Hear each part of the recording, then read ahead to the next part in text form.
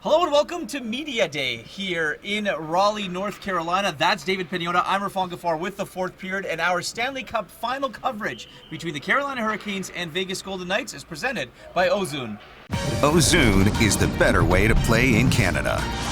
Pure betability. So many lines, you'll need to bet them in shifts. Ozone. Well played.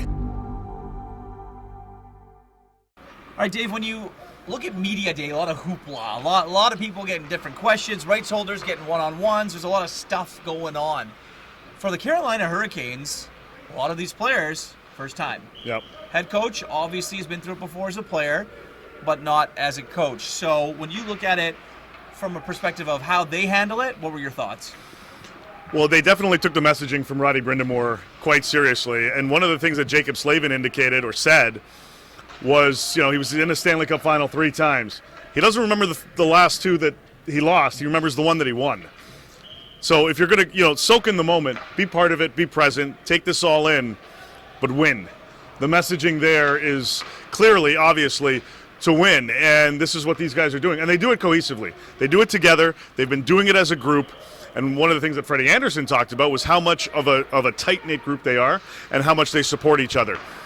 In times of rough times and sadness, of course, with Freddie Anderson losing his agent, Claude Lemieux, how he talked about how much the team embraced that moment for him and was able to support him just as much as the team supports some of their players' child's births and other big moments in life, be it positive, negative, however you see it. This team is a very tight-knit group. And they mesh together very well, and they utilize that as motivation on the ice. Well, I asked Jordan Martinook, I said, were you able to at least enjoy the moment of getting here? Right. The job's not done. We're not saying that it is, it's over. They should be happy that they made it here and that's it. They obviously have a job to do, and that's to win the Stanley Cup, or at least try to. But Jordan Martinook said, yeah, we did. We actually really did.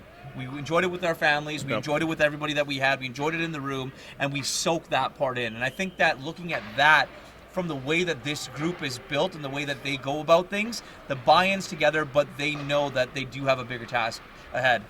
They do, yeah. This is step 4 of 4. Yeah.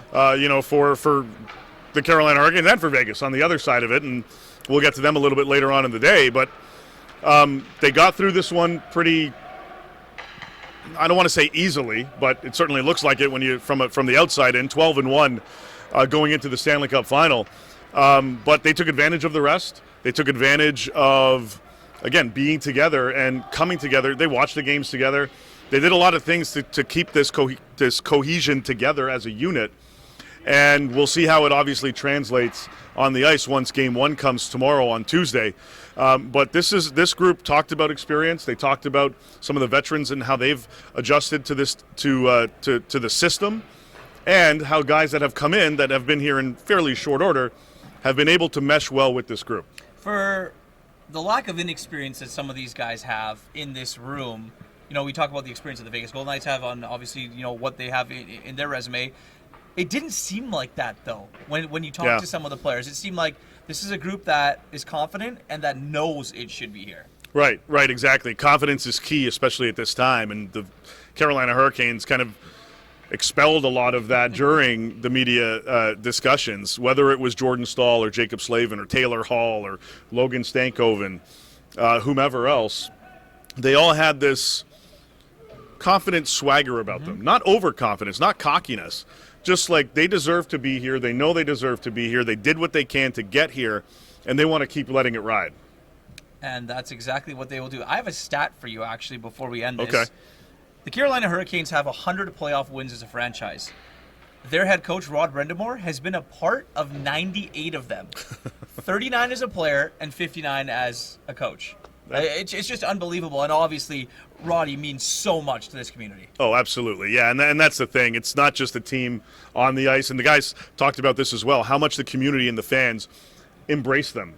Andrei Svechnikov talked about how much they support him and the team and how much the guys in the room value that. And with Roddy Brind'Amour kind of leading the way, an icon here in Raleigh, especially on the hockey side. I mean, everywhere, but especially on the hockey side. The players that have played here, they live here. they get embraced by the community, and they get entangled by the community. They finish up their playing careers. They stay here. Svech and other guys talking about how much they want to win for them, and also just how much they want to win for that fan base, for everything that they've meant to this organization. Well, you said it. This place is going to be absolute banana land before Game 1 and the hours leading up to it. And we will be here as our coverage here on Media Day continues on the fourth period. That's David Pagnotta. I'm Irfaan Gaffar. Our coverage is presented by Ozone.